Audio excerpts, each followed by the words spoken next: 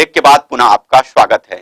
AIIMS में मंगलवार को सिर पर गंभीर चोट लगने से मृत कोरोना संक्रमित बुजुर्ग सनशाइन हॉस्पिटल में 3 दिनों तक भर्ती था।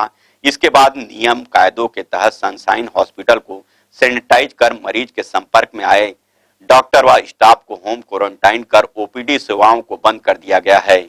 गौरतलब है कि शास्त्री कॉलोनी कैंप एक निवासी घनश्याम साव 3 जून को घर के छत पर लगी पानी की टंकी को साफ कर रहा था। इसी दौरान इसकी अनियंत्रित होकर गिर जाने से उसके सर पर गंभीर रूप से चोटें आई। तत्काल नजदीक के बीएम शाह हॉस्पिटल मरीज को ले जाया गया। वहीं यहां से उसे सेक्टर 9 हॉस्पिटल ले जाने की सलाह दी गई, लेकिन सेक्टर 9 में सुविधा के अभाव का हवाला देकर भर्ती करने से इनकार कर दिया गया। उसके बाद परिजनों ने उसे भिलाई 3 के सनशाइन हॉस्पिटल लेकर के गए। वहीं उसे 3 तारीख से 5 तारीख तक इलाज किया गया। उसके बाद परिजनों ने उसे रायपुर एम्स लेकर चले गए। वहीं रायपुर एम्स में 7 जून को घनश्याम का ब्लड सैंपल लेकर कोरोना जांच कराई गई, जहां देर रात तक रिपोर्ट में कोरोना संक्रमण की पुष्टि हो पाई। वहीं 9 जून को एम्स में ही इस मरीज की मौत हो गई। इसके बाद लागू नियम कायदों के तहत भिलाई 3 के सनशाइन हॉस्पिटल को एहतियात के तौर पर मरीज के 3 दिनों तक हॉस्पिटल में भर्ती रहने के दौरान उसके संपर्क में आए चिकित्सक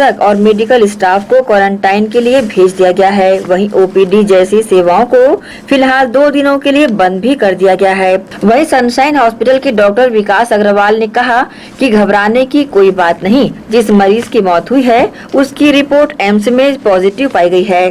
3 तारीख की रात को 10 साढ़े 10 बजे एक सिर में गंभीर चोट लेकर एक भिलाई से मरीज हमारे यहाँ आए थे, जिनका इलाज हम लोगों ने चालू कर दिया था यहाँ पर। दूसरे दिन लेकिन मरीज के परिवारजनों ने बोला कि हम इसका इलाज एम्स में ले जाके कराना चाहते हैं और एम्स हॉस्पिटल लेके जाना चाहते हैं। तो वो मरीज को वो लोग एम्स हॉस्पिटल लेकर चले गए। वहाँ 2-3 दिन करीब मरीज भर्ती रहा और वहाँ 2-3 दिन भर्ती के दौरान उनको जो भी सिम्टम आया होगा और वहाँ एम्स में उन्होंने कोरोना टेस्ट किया जो पॉजिटिव आया, और उसके 2 दिन बाद उसकी सिर में गंभीर चोट की वजह से या कोरोना जिसकी भी वजह से उसकी मृत्यु हो गई।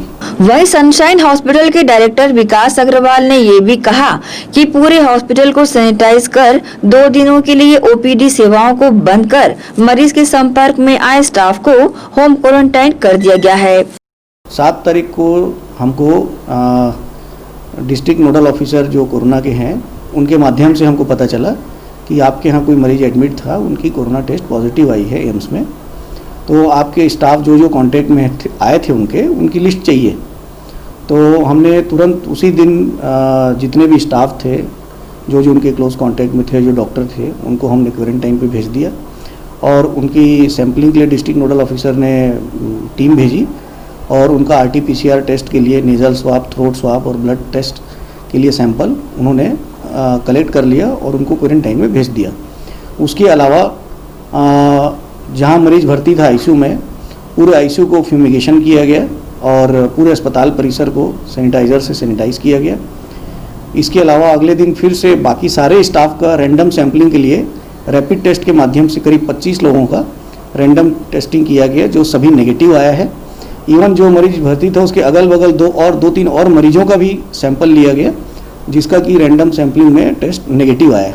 इस पूरे मामले में दुर्ग जिला कलेक्टर डॉक्टर सर्वेश्वर नरेंद्र भूरे संज्ञान लेते हुए निगम आयुक्त को निर्देशित किया है कि सनशाइन हॉस्पिटल के साथ पूरे क्षेत्र को सैनिटाइज कर सुरक्षा व्यवस्था को पुख्ता किया जाए।